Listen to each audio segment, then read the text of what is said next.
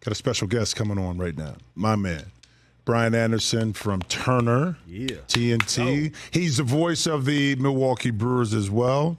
My partner, we just had some weekends together at the NCAA tournament. He's been stuck in a hotel for like 10 days here in L.A. What's happening, B.A.? You know what's funny? We go 2 weeks of the NCAA tournament. Jim Jackson refuses to read a promo. How many promos did I read? We did 4 games one day. Not true. 2 the next. He won't read a promo, but now he goes on the Rich Eisen Show. He's like, "Oh, I'll read everything you send me. No problem." Hey, Heitzy didn't trust me. He gave me the one. You gave me the one read, and I knocked it out the ballpark. I said, "That's enough. That's enough. Not read anymore." Just one and done. It's great to be with you. I thought you'd be sick of me by now, but you sound good, man, and you look good. Do they bring in your own chair, or do you actually sit in the King's chair? Actually, I'm sitting in the King's chair. And they got a little pad here, a little butt pad thing that's really good for you to sit like down here. So it's almost like our chairs, that we sit in. Sometimes we have to get the pad on it. You gotta have the. Well, I need the lift because I got to see up over. Jimmy doesn't need that, but it's good, man. You're doing great. You sound good. You guys, I love your show. I've been on Rich's show many times, but never with Rich. Never with Rich. Hey, Brian, that may be a clue for some reason. No. B-list as it gets, man. B-list as it gets. Hey, listen, the whole crew is here. They heard that right now, so they're going to make sure that the next time they bring you on, Rich is in the King's show. Oh, no. No, I'll refuse that. I'm not doing that. No. I only come on with the fill-in guys. Oh, okay. Well, I appreciate it. We're speaking about filling in town, Dodgers tonight, San Francisco. Yeah, Dodgers, Giants. Mm-hmm. For you, from a perspective, you bounce back and forth. Of course, you do the game for the Brewers, but also in the national television perspective. Right now, I was just looking up some stuff on the Dodgers. For this kind of series, and the intensity between these two teams and what's going on, just give me a little preview to what you expect about the game. Well, it's an early season series, but it always has, there's always a little juice to it just because it is Dodgers Giants. On TBS, we had the Dodgers Giants series, which was one of the great division series games. It was a best of 5, and Dodgers won that series. That was the year the Giants won 107 games. So, and then the Giants kind of fell off the grid for a couple of years. The last 2 years, the Dodgers have maintained their excellence of getting to the playoffs. But, the Dodgers were swept by the Diamondbacks last year. The Giants went and spent a lot of money. San Francisco lost out on the 2 big pieces that they wanted, which was Shohei Ohtani and Yamamoto. Those 2 guys end up with the Dodgers. So there's all kind of storylines, and it's always great when you get Dodgers Giants. And for our first game, so this is baseball's been going on for a week now, but it's our first game on TBS. So we're doing a doubleheader tonight. Don Orsillo and Ron Darling are in Philadelphia tonight for Reds Phillies, and then Jeff Francoeur and I and JP Morosi are here for Dodgers Giants. And then I'll go back to basketball after this, but it's great to get this series started and for us get our package started on TBS, and couldn't have a better setup than Dodgers Giants. They'll be at it from the start for sure. They do not like each other. They've never liked each other. Their announcers don't like each other, and their support staff don't like each other. So I was over there yesterday. So we love a little intensity this early in the season. No, I love it too. And listen, I'm a baseball fan, but more so from a player perspective. And I was just looking at Mookie Betts and some of the early numbers as far as his slugging percentage, RBIs leading right now, home runs. But what is it about Mookie? What intangibles do you see in him that just makes him so special? Yeah, well, that's a big part of the story this year with the Dodgers, because Mookie Betts is making the full conversion to shortstop. And so shortstop in the major leagues, for those who don't know, in the game of baseball, but especially at the major league level, is the premium position. You need starting pitchers, obviously. Those are typically the highest paid guys. But the shortstop among the position players is the premium position, and it takes years and years of skill and training to be able to play that position. Well, Mookie Betts has been an outfielder and a Gold Glove outfielder for years. He's come back to the infield in the last couple of years, playing mostly second base. But this year, he wanted to play short, feels like he can play short, and they're going to do that. So he'll play some second base against left-handed starters, but for the most part against right-handers, like tonight, Logan Webb is pitching for the Giants, so Mookie Betts will be the shortstop. And so, for him to even consider that or want to do that at this stage of his career just speaks to, his confidence, but also his skill level, his athleticism. He's great at everything, Jimmy. He bowls 300 games. He's the best ping pong player they have. He's a great hooper. He could probably do anything and be excellent at it. And for him to it's not quite Bo and Dion wanting to play football and baseball, but it's near that inside the game, him wanting to play this position at the major league level and still carry the burden, all the offensive burden that he has to carry. And he's off to a great start. So that's going to be a real big storyline this year is Mookie Betts converting to shortstop.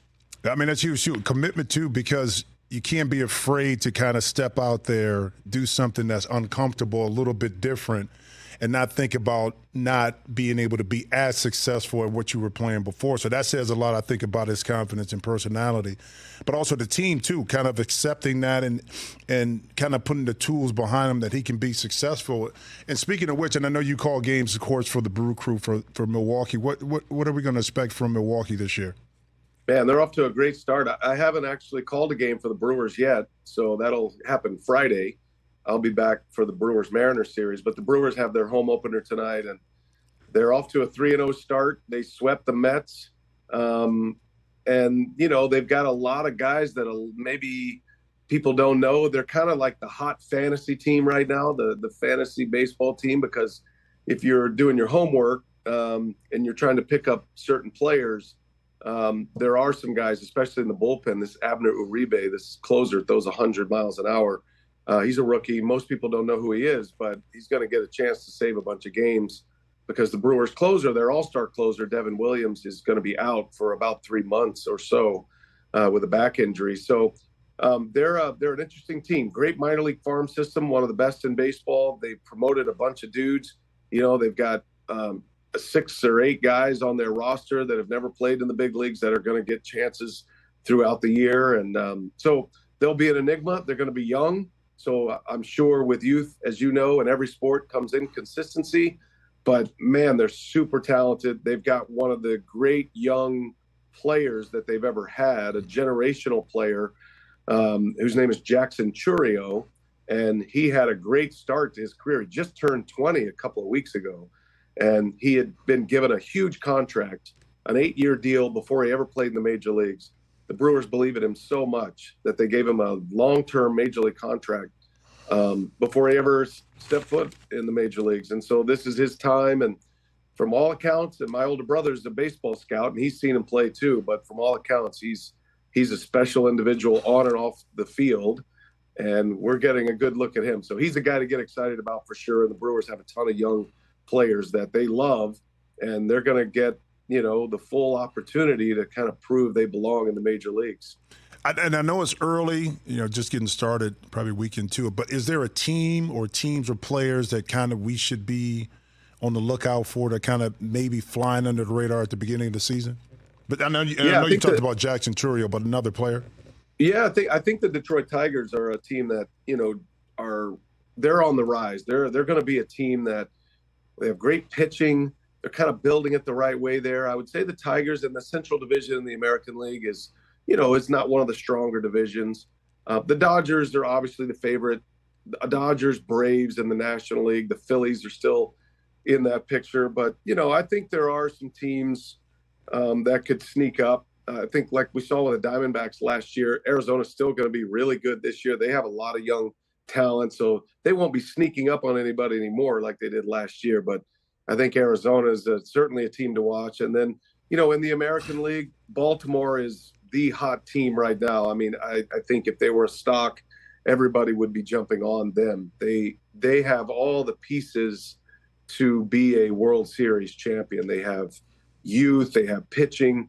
The Brewers traded their Cy Young Award winner Corbin Burnes to the Orioles right before the season. So they've only added to their pitching ranks that was already superb. So, yeah, if you wanted like a sleeper team, I'd say in the American League, the Tigers and the Orioles, although the Orioles made it to the postseason last year.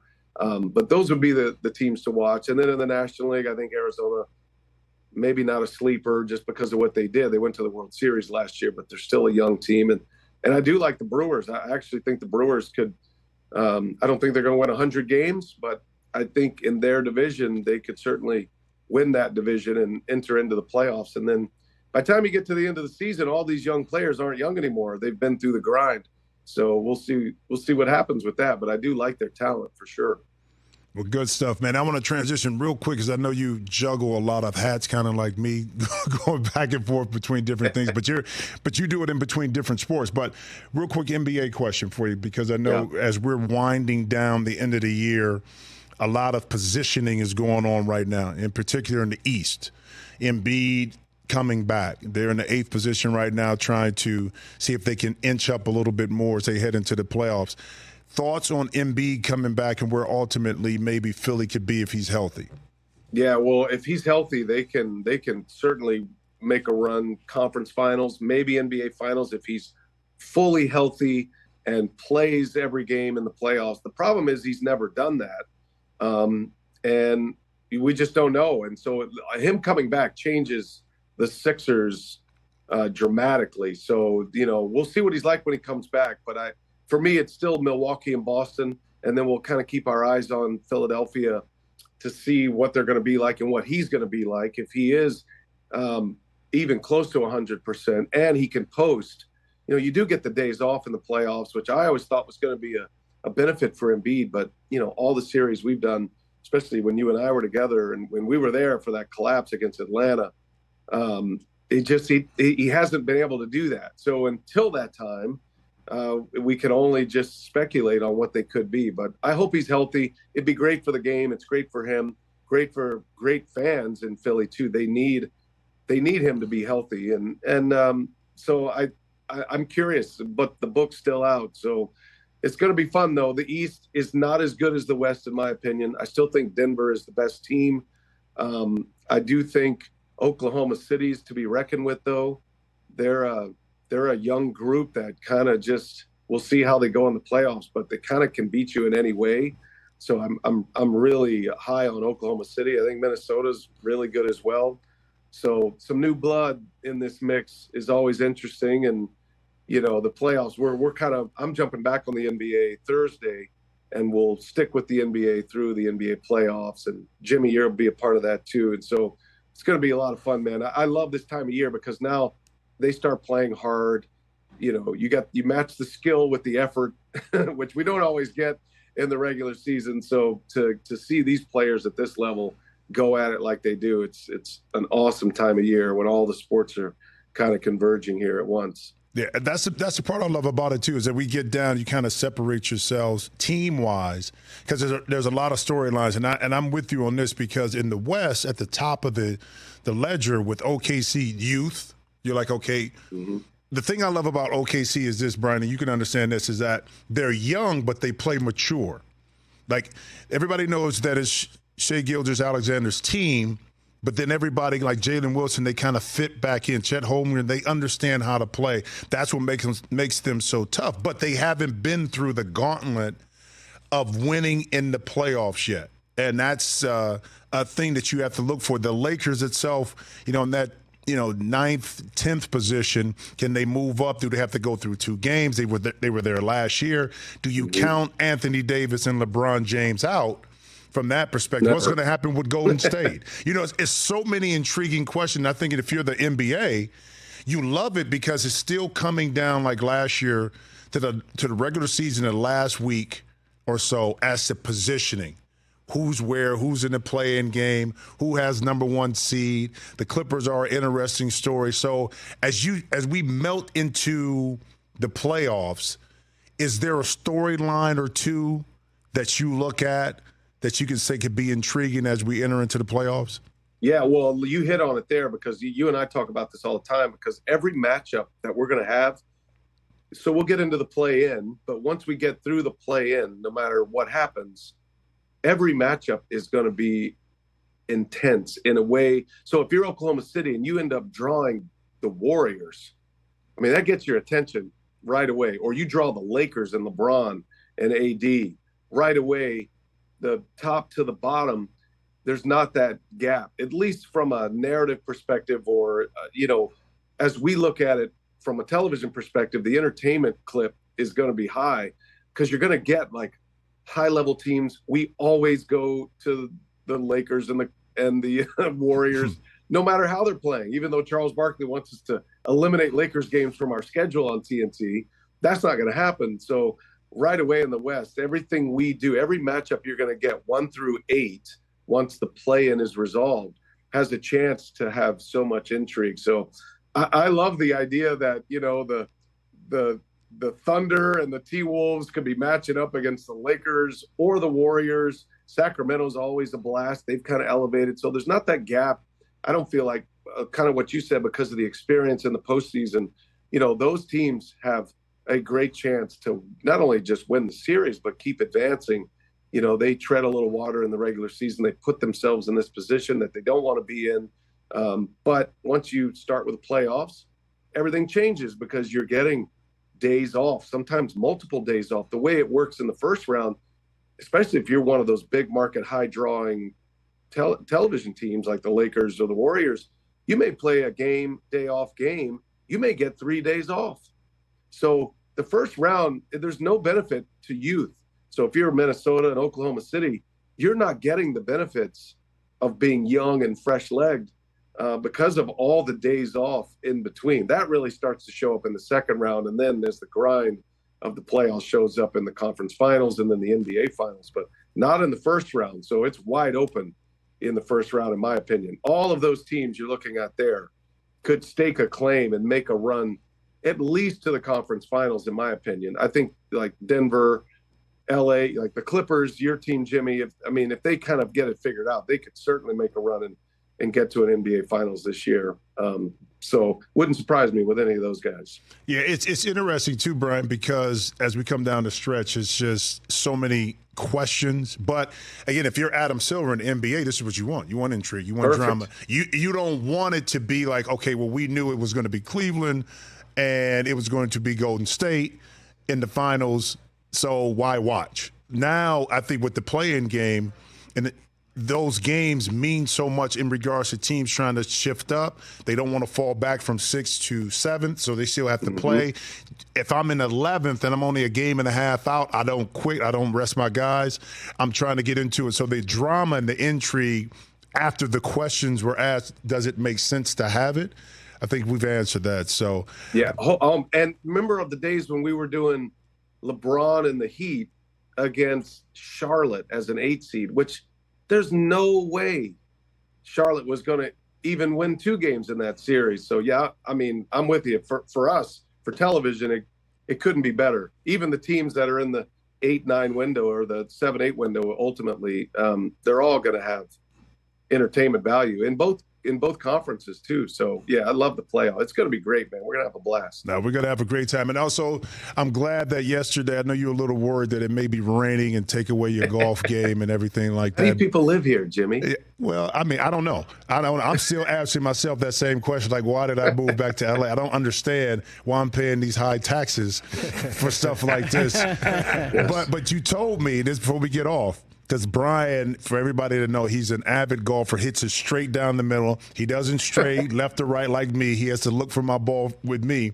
But you were the low man yesterday at 75 at Bel Air? No, I was the high man. I was the worst the high man of the group. A 75? Yeah, he shot a 75. What? And he was the one that was carrying the cart. He was getting water I'm for the everybody. One paying all the bets off at the end. Hey, I didn't know you had it like that. No, BA has it.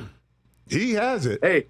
The only time I don't play good golf is when I play with Jimmy, because if you sit in the cart with Jimmy and he's pounding on these cigars, I'm cigar drunk by the 9th hole. I can't even see straight. I look like I come out of a Cheech and Chong movie. Hey, listen, it's a method to my madness. In order for me to get some strokes and to win some, I got to throw you off a little bit. But he's not going to tell you he gets taught by a pro.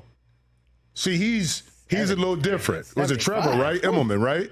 Well, Trevor Immelman and Kurt Byram was the guy that really. When I used to work for Golf Channel, but I've tried to pass on some of those lessons to Jim Jackson because we're similar. Jimmy and I are similar athletes, and we look the same build, same strength. It translates well, I think. Translates. I remember one time we did play. Remember, Jimmy? We played with Mike Breen at Wingfoot, and Jimmy didn't have his clubs, so he had to use like a member. Like honestly, it's a member terrible. Who passed away. It was terrible. FedEx, they lost my clubs.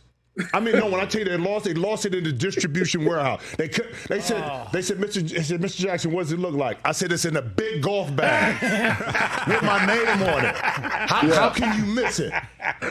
He looked like he was using the plastic toy set out of the Toys R Us, and his giant hands and his cigar. He looked amazing. I looked the part. The golf. He was leaning down to reaching down to his knees to make these, and they were like regular shafts. He was.